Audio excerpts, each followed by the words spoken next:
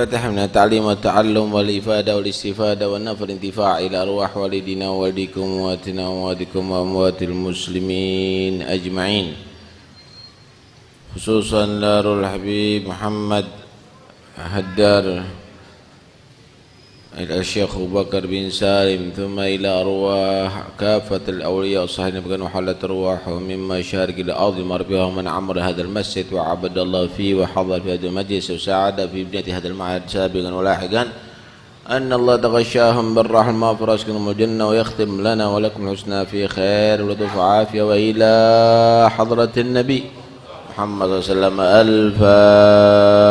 الفاتحة. إياك نعبد وإياك نستعين اهدنا الصراط المستقيم صراط الذين أنعمت عليهم غير المغضوب عليهم ولا الضالين آمين. بسم الله الرحمن الرحيم. الحمد لله رب العالمين. اللهم صل وسلم على سيدنا محمد وعلى آله وصحبه أجمعين. قال رسول الله صلى الله عليه وآله وصحبه وسلم: خيار أمتي خياركم أحاسنكم أخلاقا. Muttafaqun alaih. Bersabda Rasulullah sallallahu alaihi wa alihi washabihi wasallam, khiyarukum, sebaik-baiknya kalian semuanya, ahasinukum akhlaqa, adalah sebagus-bagusnya kalian semuanya akhlaknya. Siapakah orang yang terbaik? Apakah orang yang terbaik itu yang ilmunya paling banyak? Coba jangan rame, ibu-ibu. Apakah yang disebut orang yang terbaik itu adalah yang ekonominya paling maju, pabriknya paling besar? Ternyata yang dimaksud orang terbaik itu bukan dihitung karena materi, karena bisnis, karena jabatan, tapi karena akhlak. Yang terbaik akhlaknya adalah menjadi termulia di antara manusia. Akhlak yang paling utama ternyata pada manusia. Kalau yang dinilai sekarang di dunia kan kecantikan, sehingga ada ratu kecantikan. Walaupun akhlaknya nggak bener, tapi karena punya wajah bagus, dijadikan nomor 1. Yang dinilai adalah sekarang kekuatannya, paling kuat sedunia, ngangkat barbel sekian ratus kilo. Yang dinilai kan sekarang diidolakan, dihebat-hebatkan yang larinya paling cepat, yang renangnya paling bagus. Yang dinilai itu karena tinjunya paling kuat, mengkau musuhnya, lawannya. Hanya itu yang dinilai, padahal bukan itu nilai manusia. Nilai manusia adalah akhlaknya. Nggak ada dinilai karena akhlaknya, nggak ada. Karena itu Pak, sampean jangan mengidolakan, cenderung seneng orang yang mendapatkan piala, belum tentu akhlaknya bagus sebabnya. Waduh, sering masuk televisi karena Pak nyanyinya bagus, delok akhlaknya, lihat akhlaknya.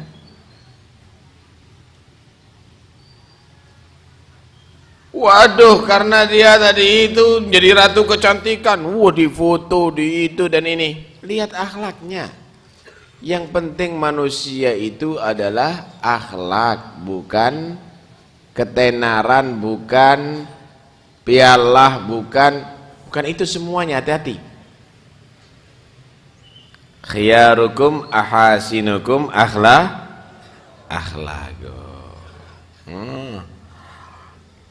Rupanya akhlak ini mau digeser dari orang-orang Indonesia, sehingga yang ditampilkan itu yang nggak bener akhlaknya. Kemarin saya iseng-iseng ngelihat televisi, ya opo begitu ya. Jadi mereka seakan-akan menyatakan tato itu adalah satu lambang kebanggaan. Sehingga yang ditampilkan perempuan cantik pakai tato, laki-laki yang ganteng pakai tato, supaya sampai niru semuanya, anak-anaknya sampai supaya niru. Nah kalau sudah demikian kan nanti akhlaknya pemuda Indonesia hancur jadinya. Nanti akan kita bahas itu. Kita lihat bagaimana Allah Subhanahu wa taala memuji Nabi Muhammad. Wa innaka la'ala khuluqin azim. Sesungguhnya engkau wahai Nabi Muhammad la'ala khuluqin azim, benar-benar di atas budi pekerti yang agung. Nabi itu ganteng, Pak. Tampan, gagah, cerdas, jujur, hebat semuanya. Tapi yang dipuji oleh Allah bukan kegantengan Nabi, bukan kecerdasan Nabi. Yang dipuji oleh Allah Subhanahu wa taala adalah akhlaknya Nabi. Wa innaka la'ala khuluqin azim. Ini adalah satu gambaran pentingnya akhlak. Nabi sendiri diutus oleh Allah untuk apa? Menyempurnakan akhlak. Innama bu'itsu li utammima makarimal akhlak. Hanya saja aku diutus oleh Allah untuk menyempurnakan akhlak. Tugas utama Nabi adalah menyempurnakan akhlak manusia. Akhlak yang baik itu diukur gimana ya? Apakah akhlak yang baik orang senyum terus sampai turuni mesem? Atau akhlak yang baik itu adalah semua orang diajak salaman walaupun perempuan yang bukan mahramnya? Akhlak itu, apakah begitu? Apakah akhlak yang mulia tadi itu adalah berbaik semuanya walaupun bergabung dalam ibadahnya orang non muslim? Akhlak yang baik itu kalau kamu masuk gereja, kalau kamu masuk kelenteng, kalau kamu masuk itu biara, kalau itu kamu masuk gitu. Apakah itu akhlak? Apa itu akhlak yang baik? Siti Aisyah radhiyallahu anha ketika ditanya akan akhlaknya Nabi, gimana sih akhlaknya Nabi itu? Maka Siti Aisyah menjawab, kana khuluquhul Quran. Akhlaknya Nabi itu adalah Al-Quran. Lah, akhlak yang baik itu kalau cocok dengan Al-Quran. Kalau nggak cocok dengan Al-Quran sekalipun orang memuji-muji, itu bukan akhlak yang baik. Akhlak yang baik itu adalah cocok dengan ajaran Al-Quran.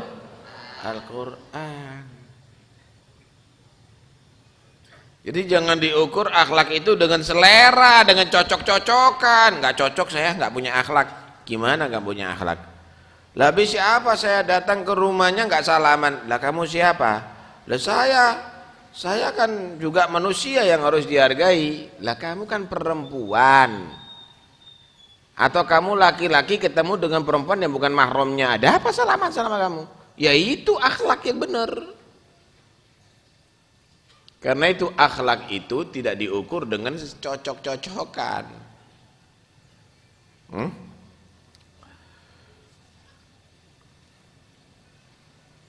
Karena itu Nabi SAW disebut karena Rasulullah SAW ahsanan nasi khuluqa. Nabi itu adalah manusia yang paling bagus akhlaknya. Apakah Nabi itu harus menentok sekalipun Rasulullah dicaci maki diem aja? Atau Nabi sallallahu alaihi wasallam sekalipun agama Allah dihinakan diem saja? Hati-hati. Nabi itu akhlak yang baik. Dalam rumah tangganya terhadap istri dan anaknya, akhlaknya bagus. Sikapnya terhadap istri, sikapnya terhadap putrinya. Dengan teman-temannya akhlaknya juga bagus. Dengan musuhnya akhlaknya juga bagus. Artinya Nabi itu siap berhadapan dengan musuh. Perang secara jantan, tidak munafik. Tapi Nabi SAW menghadapi musuh yang dia tadi itu sebanding. Kalau perempuan tidak dibunuh, kalau anak-anak kecil tidak dibunuh, kalau orang-orang sakit tidak dibunuh, yang sebanding dihadapi. Tegas, nekat. Akhlak itu, kalaupun mereka tadi itu sudah pasrah, kalaupun mereka tadi itu sudah takluk, kalaupun mereka tadi itu sudah menyerah, ya udah. Berarti dia tidak boleh dianiaya. Menghadapi musuh dengan akhlak, itulah Rasulullah. Bukan berarti kalau berhadapan dengan musuh akhlak menengtok, ya wis silakan dirampok harta saya, silakan diambil hak saya, silakan diinjak-injak martabat saya. Itu bukan akhlak, itu namanya keledai. Karena itu penting bagi manusia untuk mengetahui arti daripada akhlak. Nabi itu akhlaknya bukan hanya kepada pejabat, Pak. Bukan kepada orang atasan, sampai kepada pelayannya itulah akhlak. Anas bin Malik radhiyallahu anhu,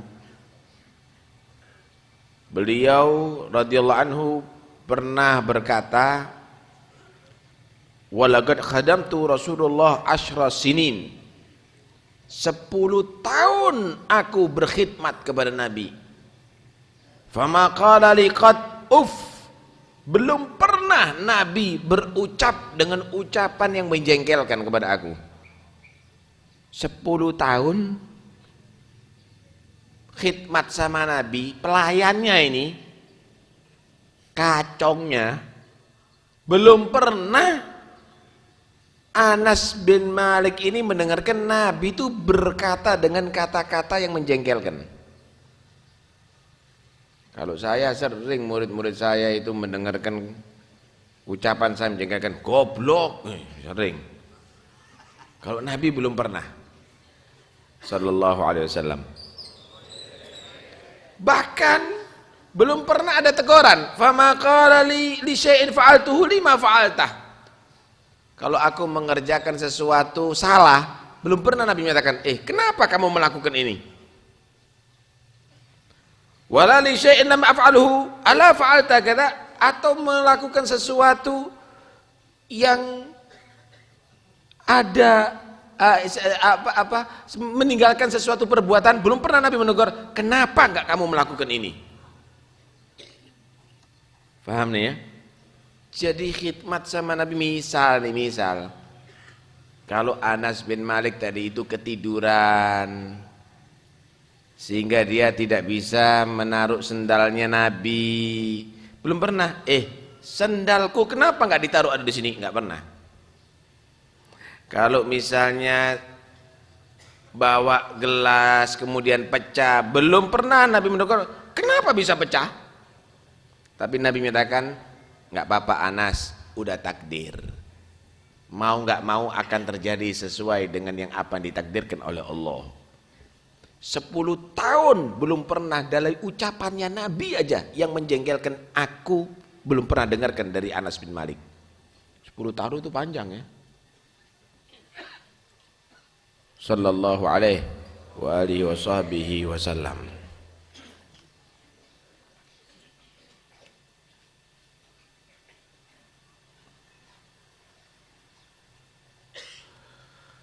Nabi sallallahu alaihi wa alihi wasallam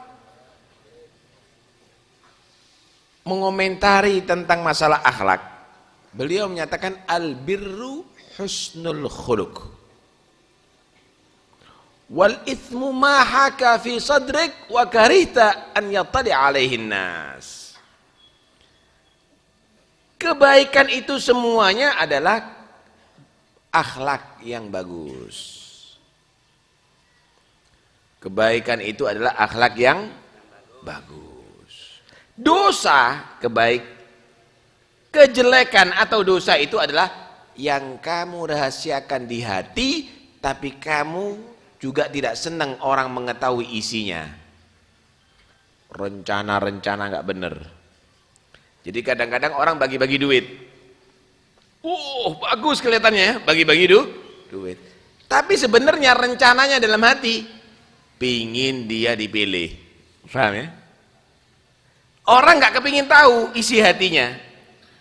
Yang penting nilai dohirnya. Ini al-ithim. Ini adalah kejelekan, bukan bagus. Bagus itu adalah akhlak yang baik, bersih hati kamu. Nggak ada pamrih, nggak ada tendensi, nggak ada rencana jahat. Itu adalah albir, kebaikan. Semenjak masih ada rencana yang tidak bagus dalam hati kamu, prinsipnya nggak kepingin rahasia kamu diketahui sama orang lain, artinya malu untuk diketahui orang lain, maka kamu dinyatakan telah berbuat pelanggaran dan dosa.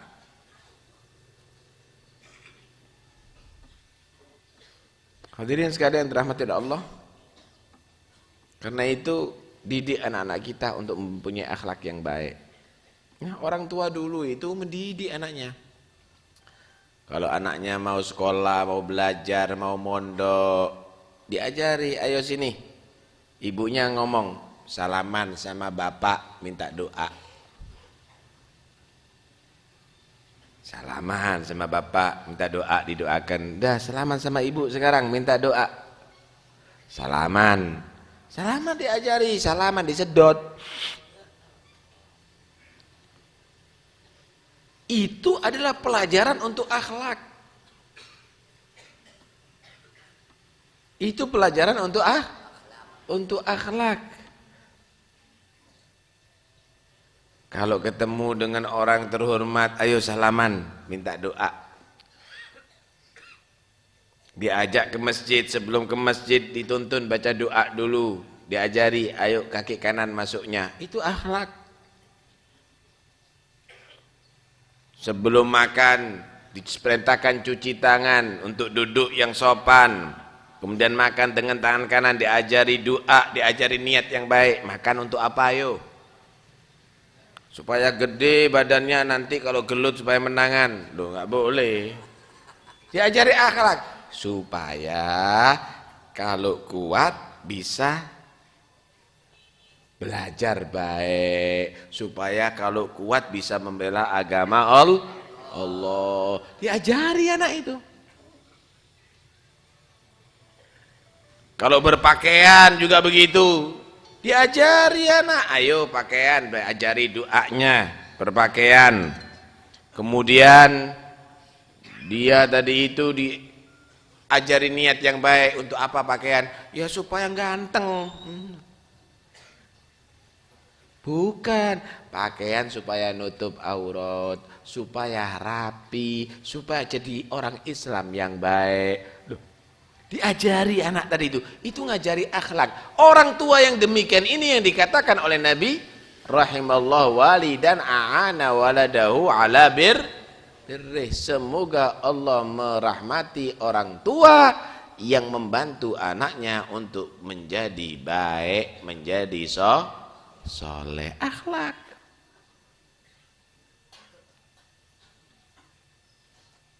Begitulah diterapkan akhlak pada umat Islam, sehingga jangan sampai umat Islam itu punya anak, mempunyai keluarga yang tidak berbudi luhur. Rugi loh sampean. Punya anak gede-gede, gedenya jadi pelacur. Rugi sampean. Dibiayai anak gede, kecil, sampai gede kelihatan cantik, jadi pelacur. Akhlak nggak dibina. Dibiayai anak tadi itu orang tuanya ngengkol, jadi tukang becak, jadi petani macul. Akhlak nggak diperhatikan, gede anaknya jadi preman, tatuan badannya. Rugi loh sampean. Karena itu akhlak diperhatikan, anaknya didudukkan, nak, bapak kepingin kamu jadi orang yang soleh, anak yang soleh. Setiap saat itu perubahan pada anak dilihat. Loh kok gini model rambut anak saya ya? Didelok pak. Orang itu nggak mungkin langsung jadi rusak. Rusaknya itu pelan-pelan. Kata Nabi SAW, la tattabi'unna sunana man kana qablakum shibran bi shibrin wa dira'an bi dira'in hatta law dakhalu juhra dabbin la dakhaltumu. Ngikuti Yahudi Nasara itu enggak langsung, sejengkal nanti lama-lama sehasta, lama-lama semuanya diikuti. Kalau perlu masuk lubang biara, drobos juga kamu. Karena itu perubahan itu dilihat mulai sedini mungkin. Didelok, loh kok gini pakaian anakku, kok rambutnya rambut pang gini, kok sepeda motornya model begini anak saya. Dilihat, kamarnya dilihat, loh kok foto-fotonya orang kafir di sini. Pakaiannya dilihat, loh kok model begini pakaian anak saya. Dilihat, jangan dianggap biasa. Buku-bukunya itu dilihat, khususnya perempuan-perempuan, loh kok anak surat cinta, kok ada begini. Dilihat, ini sebagai orang tua, ini perhatian dengan akhlak. Jangan dianggap biasa. Lucu anak ya, rambutnya gondrong, mari ngono kicir-kicire. Jadi jarang temenan anakmu. Jangan model begitu kalau jadi orang tua. Betul-betul dijaga anaknya supaya menjadi anak yang berakhlakul karimah. Begitu, akhlak lagi. Hah? Alhasil Islam itu menilai seseorang dinilai akhlaknya. Ada orang mau minang anak sampean, calon menantu, lihat akhlaknya. Waduh, soke. Montore Mercy. Monggo anak saya. Ternyata dia perampok, koruptor, penipu, dapat setahun melebu penjara. Rugi sampean. Wah ganteng, cocok mantu saya. Monggo diterima. Ternyata dapat setahun kecelakaan pencong kabeh ini. Dapat setahun dia sakit parah, ledek, cantik luar biasa, ternyata selingkuh. Karena itu jangan Anda terpukau dengan itu semuanya Pak. Akhlak. Yang kaya sekarang besok bisa melarat, bisa. Yang gagah ganteng sekarang besok kepor iso. Akhlak yang paling penting. Punya anak berakhlak, punya menantu berakhlak, jadi orang tua berakhlak, istrinya berakhlak, nikmat besar itu. walaupun hidupnya sederhana. Lihat Rasulullah SAW. Nabi itu rumahnya sederhana, makannya seadanya, tapi di rumah beliau menyatakan baiti jannati, rumahku adalah surga bagiku. Kenapa? Istrinya kelihatan senyum terus, istrinya selalu mendukung misinya Rasulullah, anaknya soleh, seneng surga, sampai di rumah tukaran tok, istrinya cemberut, anaknya masalah terus, malam hari dia mabuk, pagi hari turu, siang hari main judi. Apa nikmatnya orang demikian ini? Karena itu kalau kepingin hidup tentram, senang, bahagia, jadilah orang berakhlak, bentuk keluarga kamu berakhlak, maka kamu akan mendapatkan surga dalam rumah tangga kamu.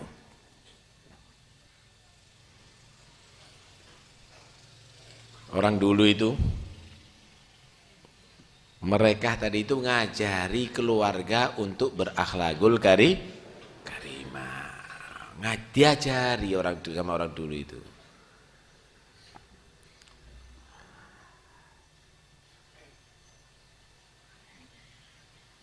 Al-Habib Abdullah bin Abu Bakar bin Abdurrahman As-Segaf, yang dikenal Al-Habib Abdullah Al-Idrus Al-Akbar, punya anak namanya Abu Bakar. Anak ini dididik mulai kecil, dididik tawadu, dididik ibadah, diajari ilmu. Udah mulai menjelang dewasa, ditugasi, sini nak, sini. Sekarang kamu tak kasih tugas nak ya, hidupnya di kota Tarim. Kamu keluar di kota Tarim, coba kamu cari makhluk Allah yang lebih jelek dari kamu. Makhluk Allah yang lebih jelek daripada kamu. Oh iya ya, berangkat pagi subuh, berangkat jalan, ketemu dengan orang yang maksiat, ketemu dengan orang yang maksiat.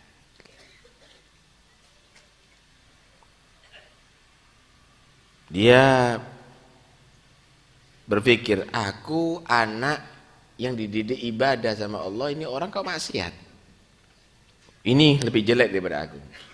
Sebelum dia menentukan, dia berpikir, dia merenungi, iya ya, kalau orang ini dikasih hidayat oleh Allah, tobat jadi orang baik, jadi baik dia. Saya kalau dicabut hidayatnya oleh Allah, jadi orang yang tidak baik. Belum tentu aku matinya husnul khotimah, dan belum tentu orang ini matinya su'ul khotimah. Jangan-jangan kebalik, baik di akhir umur berubah matinya su'ul khotimah. Ya Allah, kalau gitu orang ini bisa lebih baik daripada aku. Udah ketemu dengan orang tua. Orang tua ini, dia tadi itu minta-minta karena dia miskin. Oh, pemberi lebih baik daripada yang meminta gitu. Ini aku lebih baik. Al yadul ulya khairum minal yadis sufla. Tapi dia berpikir, ini orang tua, tentunya sholatnya lebih banyak daripada sholatku, bacaan Qur'annya lebih banyak daripada aku, dzikirnya lebih banyak daripada aku, umurnya sudah tua. Dia mungkin meminta-minta karena perlu. Oh enggak, ini bukan, aku lebih baik daripada dia kalau begitu. Alhasil cari manusia yang lebih baik dari, yang lebih jelek daripada dia, nggak ketemu. Mungkin binatang ya. Perintahnya kan cari makhluk yang lebih jelek daripada di, cari binatang. Ketemu anjing. Ah, ini anjing, binatang najis lagi. Aku manusia, cucu Nabi lagi. Ketika mau diambil, dia mikir, anjing ini yang jelas gak masuk neraka.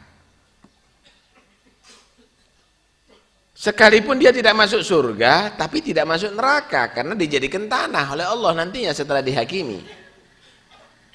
Lah aku, belum tentu masuk surga. Kalau aku banyak dosa tidak diampuni oleh Allah, tempatku ada di neraka. Lebih baik jadi tanah daripada masuk neraka.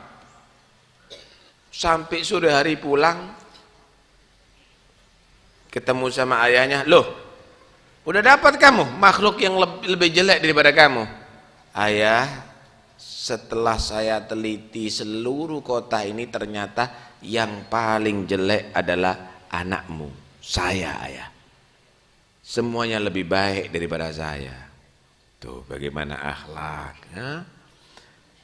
Maka ayah tadi berkata, sekarang kamu sudah mengerti tentang diri kamu, berarti kamu sudah mengenal Allah Tuhan kamu, dan kamu sampai dengan hati yang demikian, wahai anak-anakku, kepada Allah.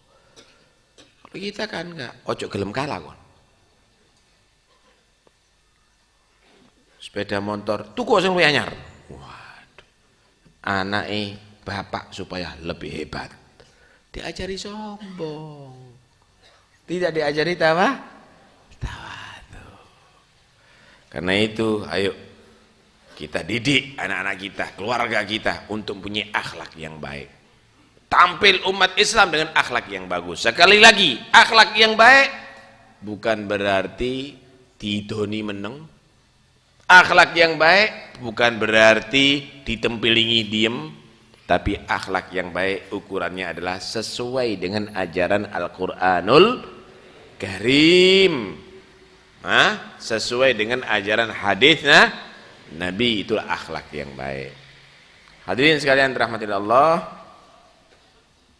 Ini Gus Sobih mana, Mas Sobih? Datang enggak? Mas Sobih kalau datang maju ke depan. Ada. Perhatikan baik-baik. Kemarin saya menyatakan bahwa hari Senin mau kita adakan demo ya, karena sudah arogansi pengembang daripada PT Sinari ya, perumahan Sinari itu adalah PT Argun Wisatria. Saya memberikan tawaran, pondok saya tutup atau perumahan itu ditutup. Tapi alhamdulillah sekarang perumahannya sudah ditutup, berarti pondoknya terus, majelis taklimnya terus. Karena itu berarti besok demo nggak ada, sudah ditutup perumahannya. Saya ceritakan kronologisnya, pantas nggak saya ngamuk itu. Jadi dulu itu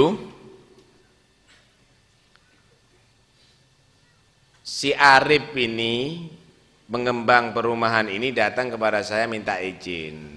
Oh iya nggak apa-apa, saya perlu tonggo, saya perlu tetangga, karena sawah semuanya di sini, boleh. Saya tanda tangani, yang benar cuma cara kerjanya loh ya. Oh iya iya Habib ya. Udah tanda tangan. Udah bekerja, loh usah model perumahan ini kok nggak ada batasnya gitu loh. Biasanya perumahan-perumahan kan ada batas keliling, tembok keliling, ini kok nggak ada batasnya. Saya tegur waktu itu kepala desanya, kalau nggak salah Pak Ahmad.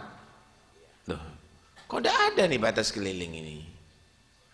Ditegur sama Pak Ahmad, nggak ada batas keliling katanya. Loh ada itu, masa nggak ada batas keliling? Minimal kan ada batas-batas supaya tidak ada penyerobotan tanah begitu. Alhasil sampai kita difitnah saat itu akan menggelar massa, padahal enggak. Ada beberapa oknum yang ikut ada di situ. Saya pikir saya enggak kepingin rame, yang penting saya tidak diganggu, selesai. Beneran. dapat sekian tahun, orang-orang nggak tahu batas-batasnya. Akhirnya nyerobot tanah milik pondok. Karena memang nggak ada batasnya. Mulai saya protes, kok begini? Sampai akhirnya diukur bukan satu rumah, 26 rumah. Gitu loh. Bahkan ada yang mengambil sampai 80 cm. Loh, tanah pondok, Pak, kalau tanah saya halalkan, tidak ada masalah. Ini pondok bukan milik saya. Ini milik Anda semuanya. 1 senti bukan ada milik saya. Saya hanya pengelola. Saya protes keras, nggak bener. Gimana kalau diganti duit? Saya nggak butuh duit. Ini bukan untuk diperjualbelikan. Bongkar dan bangun mereka kembali. Mau dibongkar tapi nggak dikasih ganti rugi warga. Padahal warga nggak tahu masalah itu, gitu loh. Arogan. Alhasil lama kelamaan kok saya jengkel. Saya datang ke sana kurang ndak digubris. Saya datang situ ndak gubris. Sampai kita mulai ada, kita tutup dulu, masih ingat ada 100 orang kira-kira menutup ada di situ. Akhirnya Bapak Kapolres mendudukkan bersama-sama dengan si Arif tadi itu, kita udah akan ditangani dalam 1 bulan ini, akan dibongkar dan akan dibangun sampai 3 bulan selesai. Tanda tangan Kapolres jadi saksi, camat juga jadi saksi. Loh, itu tidak dilaksanakan, mentang-mentang lagi, ini orang tidak dilaksanakan. Loh, sampai 6 bulan pegel saya. Wah, kalau begini kan tidak enak ini. Jangan-jangan banyak pengembang yang model demikian. Nggak taunya, Pak, ada peraturan daripada bupati, setiap perumahan itu ada tembok keliling 3 meter. Loh, ini loh yang saya kecewa ini. Oh, jadi tidak bener. Goro mulai pian ini. 7 tahun digoroi saya ini. Jengkel saya. Oh, enggak bener ini. Ini kurang ajar ini. Ini bukan karena orang Cina dengan orang Arab atau dengan orang Jawa. Ini orang dolim. Di sekitar sini banyak pabrik milik orang Cina kan. Aman, enggak ada masalah. Tanya sama mereka. 1 sen pun saya tidak pernah minta duit. Di sebelah utara sini ada pabrik, dulu asapnya masuk ke pondok sini. Saya panggil yang punya. Pak, asapnya itu ganggu sama kita. Tolong dibenarkan. Anu Habib, saya pengen ngasih setiap bulannya bantuan untuk pondok. Saya nggak minta itu. Itu pabriknya sampean buat bangunan yang standar yang sekiranya asapnya nggak sampai sini. Itu aja permintaan saya. Nggak usah kasih. Oh gitu Beb, ya. Udah dibangun bagus.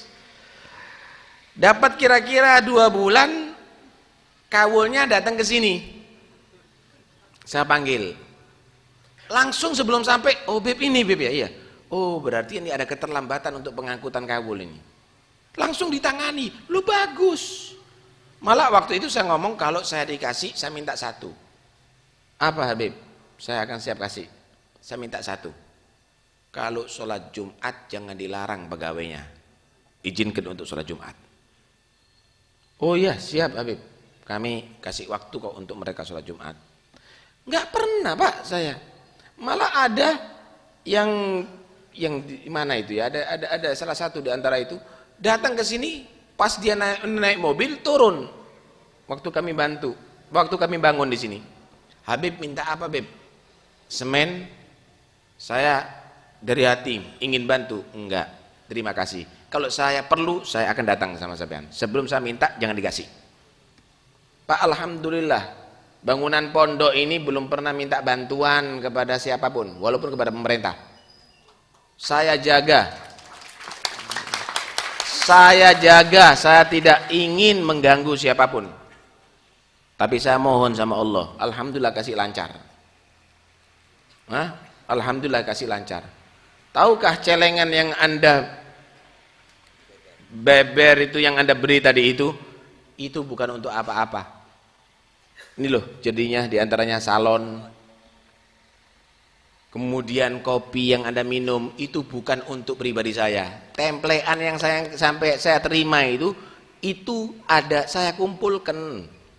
Sampai yang ada di yang ada di Masjid Jami' sampai terjadi beberapa plasma. Alhamdulillah Allah kasih cukup. Enggak sampai minta-minta. Ada apa saya mau menarget, saya bukan preman. Jadi saya merasa didolimi, ini tidak benar, ini fitnah ini. Karena itu saya bersikap demikian. Saya bukan mau su'ofos. Nih loh Habib Taufik kuat, sombong namanya itu. Orang sombong itu akan dijatuhkan oleh Allah. Saya tidak ingin jadi orang yang sombong, tapi saya tidak mau orang yang sombong itu semena-mena. Tawadhu kepada orang tawadhu wajib hukumnya.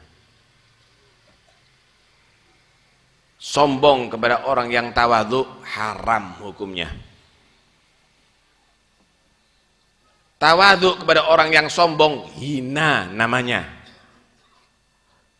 Sombong kepada orang yang sombong itu adalah penting supaya tidak semakin jadi orang yang sombong tadi itu. Bukan untuk menyombongkan diri, tapi supaya dia sadar kamu tidak bisa menginjak-injak martabat warga Pasuruan dengan hartanya kamu. Kita semuanya bukan budak. Karena itu ini satu pelajaran bagi kita semuanya. Ojo gampang kamu itu mendatangkan investor yang cari keuntungan di Pasuruan tapi dengan cara merugikan warga Pasuruan. Enggak benar. Kasihan itu penduduk perumahan Sinari juga. Mereka juga terdolimi sebenarnya. Tapi yang jelas urusannya sudah selesai, alhamdulillah. Pemerintah sudah mencabut izinnya. Karena itu tugasnya kepala desa. Tugasnya kepala desa jangan sampai ada aktivitas lagi. Kalau enggak berarti Anda yang melanggar berarti. Ada di tangan saya ini pencabutan izin. Tugas Anda sekarang melarang segala aktivitas yang ada di sana. Dan tidak boleh ada penjualan atau pembangunan rumah lagi ada di situ sampai masalahnya selesai. Dan tetap saya gugat ada di pengadilan. Bukan saya mau main-main. Supaya tahu diri ini orang yang sombong ini, yang sering mempergunakan hartanya untuk mendolimi orang. Jadi insya Allah ini semuanya tidak perlu kita demo. Ini Pasuruan ini kita cintai. Pasuruan ini kita cintai. Alhamdulillah selama ini kan kondusif Pasuruan, nggak ada demo macam-macam. Lah kok mau dirusak dengan satu orang gitu loh, kan kurang ajar ini. Kalau kita ibaratkan Pasuruan ini rumah yang indah, ada taman-taman yang indah, ada pohon-pohon yang indah, ada bunga-bunga yang indah. Penghuni rumah seneng, penjaga rumah seneng, security keamanannya juga seneng. Cuma ternyata ada satu tikus di situ. Tikus ini mengganggu keamanan ini, meresahkan. Sahibul bait bingung gimana caranya tikus ini supaya nggak ada di rumahnya. Gimana? Keamanan tukang kebun juga bingung gimana ini supaya tikus ini nggak ada di sini. Alhamdulillah ternyata datang kucing saat itu. Dengar suaranya kucing, dengan gerengnya kucing, tikusnya akhirnya lari dari rumah situ. Lega sahibul baitnya, lega. Keamanannya tukang kebunnya lega. Begitulah yang terjadi di Pasuruan ini. Bingung semuanya, gimana nih ya? Cara untuk ngatasi Arif ini yang datang ke Pasuruan kok membuat semena-mena begini nih. Bingung semuanya. Alhamdulillah sekarang sudah tikusnya hilang. Cuma nggak enaknya saya jadi kucingnya dari sini. Karena itu tetap kita jaga. Nggak perlu kita ada demo supaya Pasuruan tetap kondusif. Jangan karena satu orang akhirnya kacau. Tapi semuanya tadi itu sebagai pelajaran. Hati-hati kepala desa. Jangan asal orang kamu masukkan untuk bekerja ada di sini. Catat semuanya. Jangan sampai merugikan masyarakat yang ada di desa sini. Begitu juga kepala desa yang lainnya. Camat juga begitu. DPR juga begitu. Kalau ada keluhan daripada masyarakat, rungokno. Jangan sampai ditunda-tunda. Orang sakit itu kalau tertunda pengobatannya semakin parah sakitnya. Orang kalau sudah tertekan, kalau tertunda tidak diatasi, jadi anarkis nantinya. Anarkis itu terjadi gara-gara kok ndak kerungu. Kamu ndak mau mendengarkan suara rakyat. Begitu juga keamanan, langsung ditangani. Kasihan. Jangan nanti akhirnya jadi oknum yang kamu itu keluar. Orang itu membayar kamu untuk supaya aman. Lah kok tambah resah? Nah, karena itu jadilah kamu dari itu orang yang baik. Nah, kita harus kerjasama. Alhamdulillah kita kerjasama dari dulu. Ulama, umara, aparat Pasuruan aman dari dulu. Karena itu nggak perlu kita adakan demo lagi. Yang penting sudah ditutup. Alhamdulillah. Allahu Akbar. Allahu Akbar. Allahu Akbar.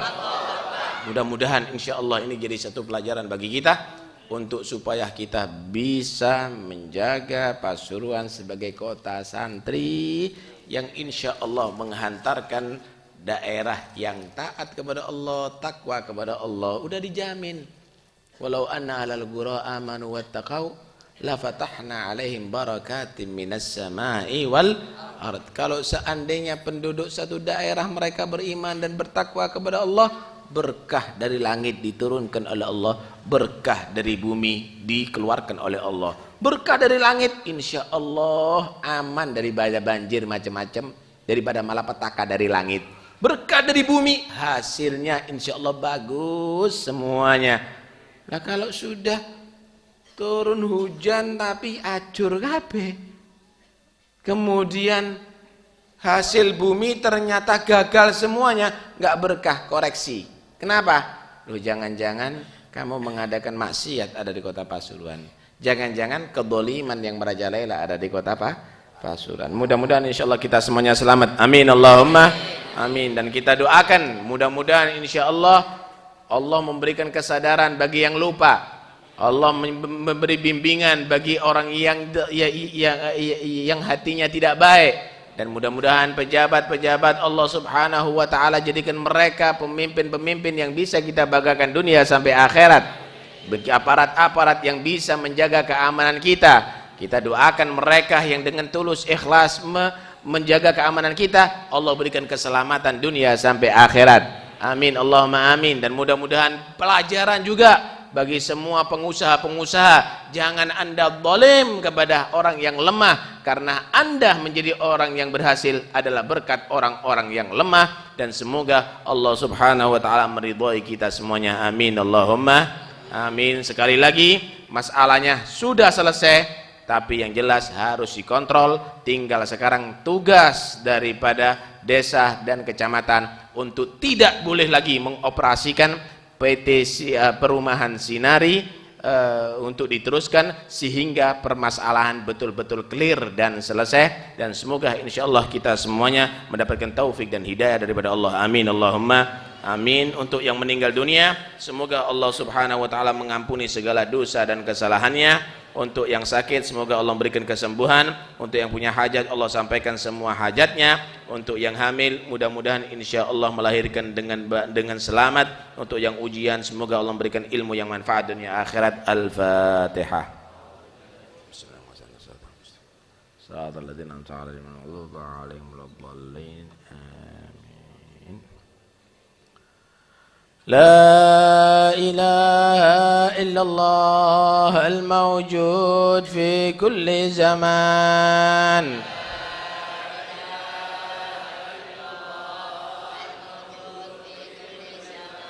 لا إله إلا الله المعبود في كل مكان.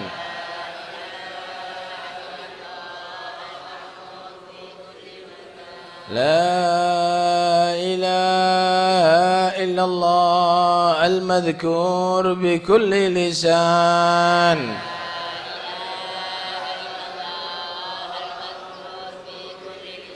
لا إله إلا الله المعروف بالإحسان.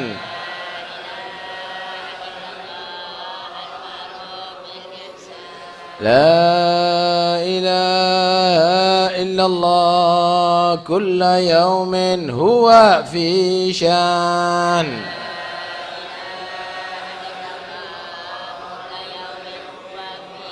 لا إله إلا الله الأمان الأمان من زوال الإيمان.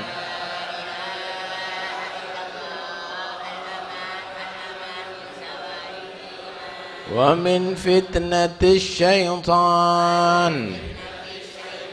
يا قديم الإحسان كم لك علينا من إحسان. إحسانك القديم يا حنان يا منان. يا رحيم يا رحمن. يا غفور يا غفار. اغفر لنا وارحمنا وأنت خير الراحمين. وصلى الله على سيدنا محمد وآله وصحبه وسلم. الحمد لله رب العالمين.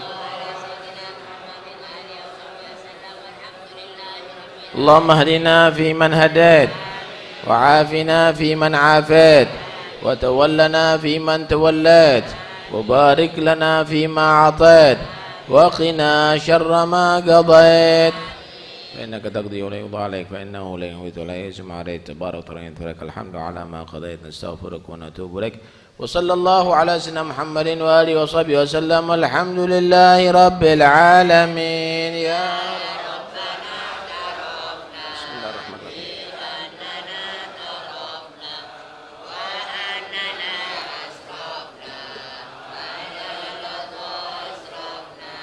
فتب علينا توبة تغسل كل حوبة